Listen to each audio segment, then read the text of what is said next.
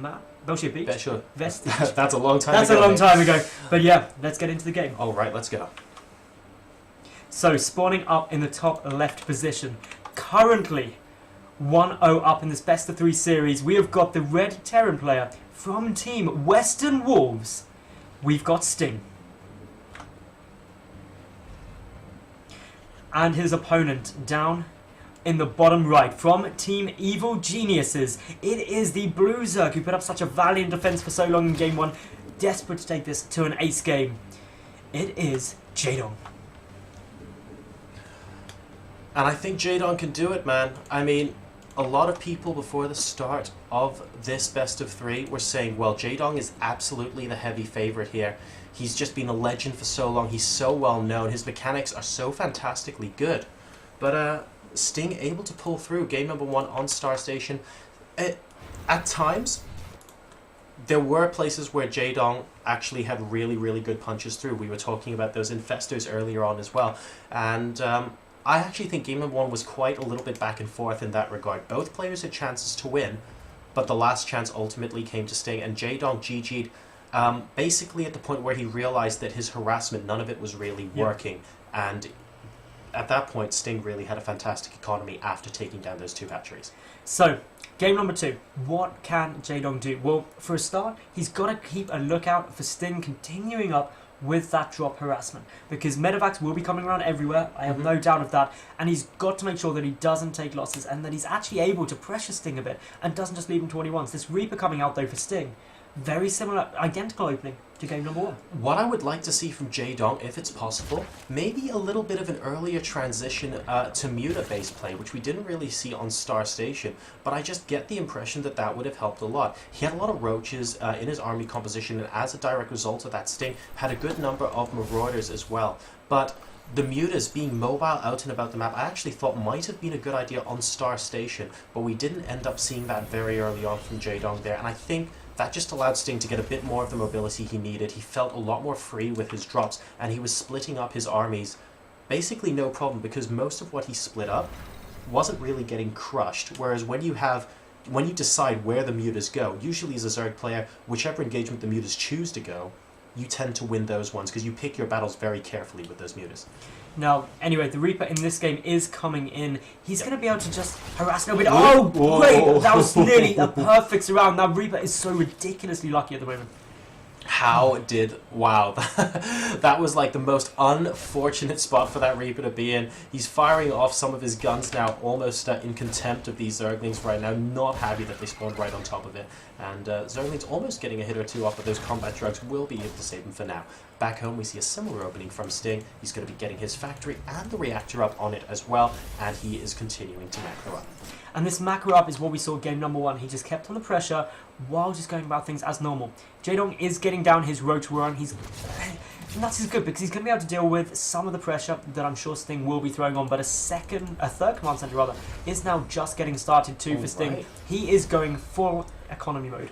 Very, very economic build coming out here from Sting.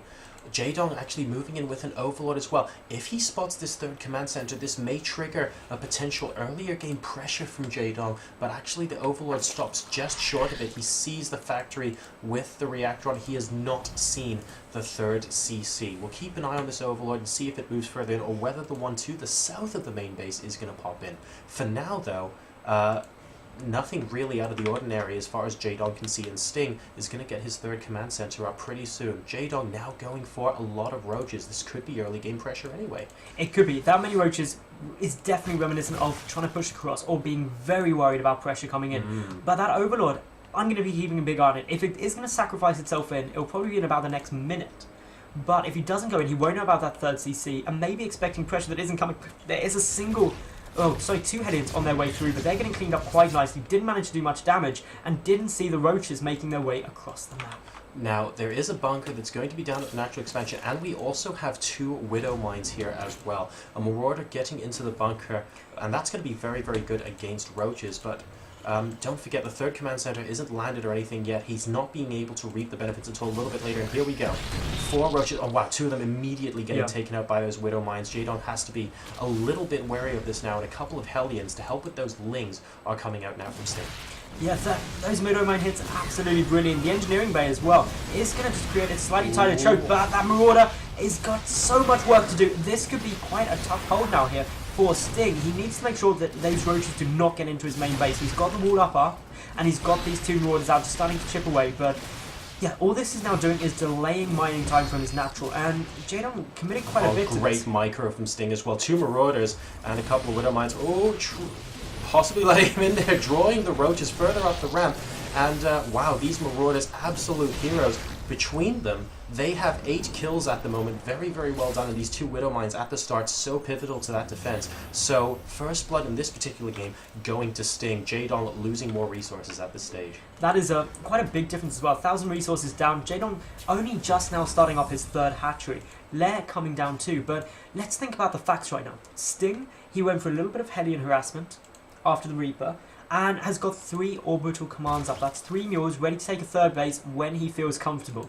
And that's going to give him a really good economical edge. And JaeDong committed a lot to getting those roaches out, and actually didn't do significant damage with them, especially not any economical damage.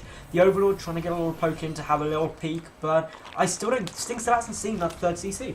No, I don't think he has just yet. That 3rd CC is actually going to be going on and landing as well. And a Hellion is going to be spotting that 3rd hatch. He knows the timing on it as well. And Sting's going to go, oh, well, at least that hatch is currently under construction. It's not like it's been there for a very long while. And he's defeated the roach aggression coming in.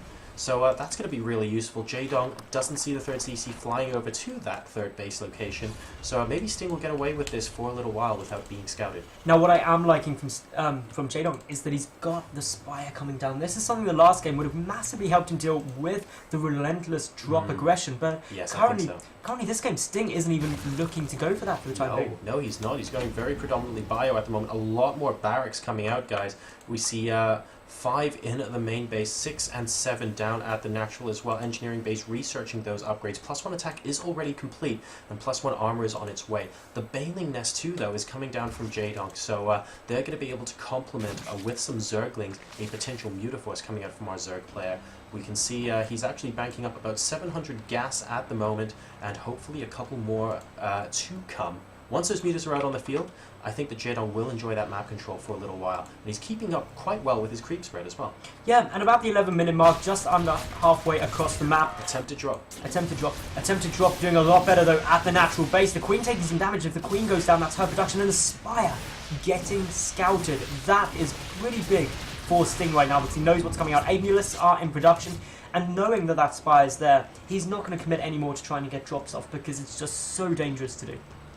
And we have an Overseer just hanging around next to the medevac right now. JaeDong moving a couple links in there with intent, but this medevac is about to die because the mutas are going to pop, and they will ensure that, sadly, both the Marauders in it are also going to bite the dust. There we go. He's moving on to creep, though, with a bunch of Marines, and I'm not 100% certain, with some lings and possibly a Baneling or 2, this potentially could be easy for JaeDong to clean up. We're trying to get the creep trimmers, and here we go. The lings and mutas exactly as we thought it would happen. Medevac going down first.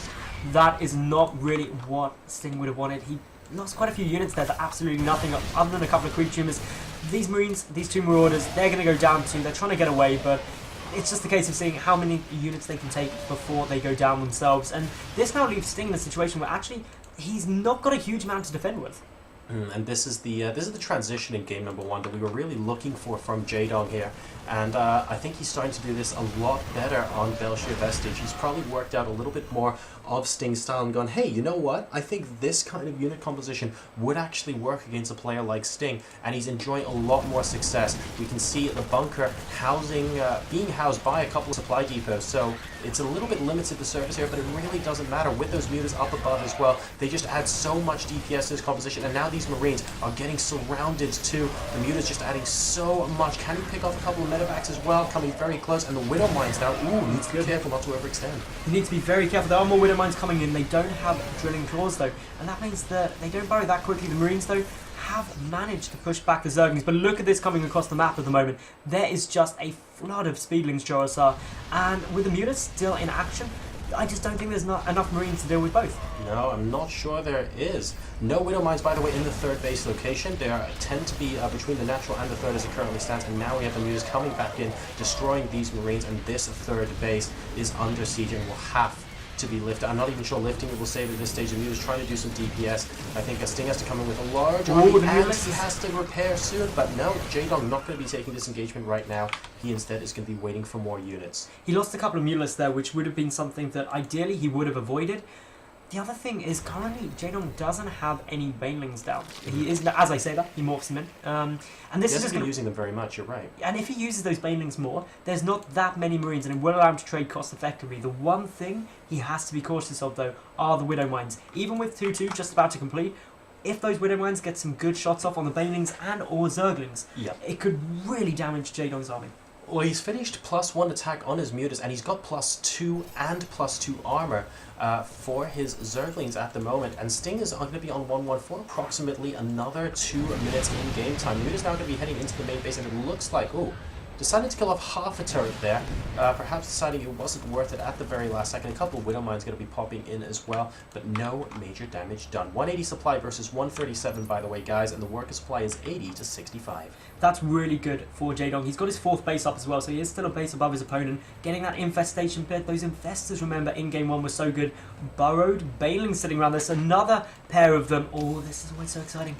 JaeDong saw those Widow Mines and was like, we had these before they were cool. Really, really cool stuff going on here. I love it when Zerg players do this. He has the Burrowed Zergling in front of the Burrowed Baneling, so he has a little bit more time to do that here. And it looks like a couple of Marines getting taken out here. I wonder if Sting is going to try and use this as an avenue of attack. JaeDong obviously wants to bait him out at this point, and now we have a lot of Mutas moving into the main base. With Overseers to make sure there's no Widow Mines too. I don't think there are any Widow Mines here, but those 2 turrets are actually going to be enough to force JaeDong away for now. But what he's doing behind this, he's got bases. He's got bases, and here comes a lot of Marines.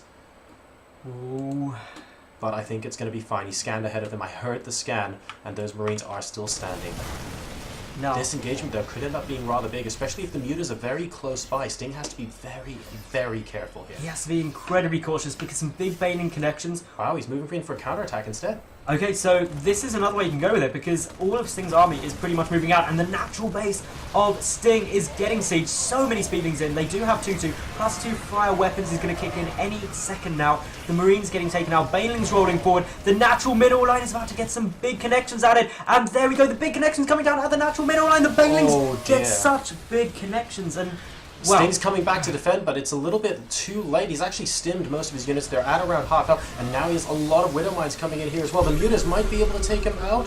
And, the Burrowed Banelings, very nice, getting scanned there and taken out as well. And another Burrowed Baneling on the ramp will get destroyed. 168 to 139 supply, though, and this natural was more or less ravaged. The number of workers killed is 43 for JaeDong this game. So, now this is Sting being very cautious. Banelings do get some good detonations there. Just before the scan as well, so a couple of Marines going down, and only a single medevac with this army at the moment. There are just 2 out on the field for Sting. That is a massive problem for... nice detonation there, mainly on the Overseer though. The Mute is able to be pulled back in time, and JaeDong splitting his Zerglings very, very well here, trying to take apart everything. He will succeed in doing so, but Sting coming in with more reinforcements, Widow Mines and Marines. Now remember though, Sting is only at 99 supply, up to 163 of JaeDong. He has got to be so ridiculously cost effective, and just throwing Marines at these Zerglings and Mutalisks is not the way to do that. They don't have any medevac support. A Widow Mine about to come off cooldown. Can he get a really big shot off in it? No, he can't. And now JaeDong is going in for the kill, and he can do it. He can just run straight in there now. There aren't any Widow Mines, and GG is thrown down from Sting, and this series leveled up 1.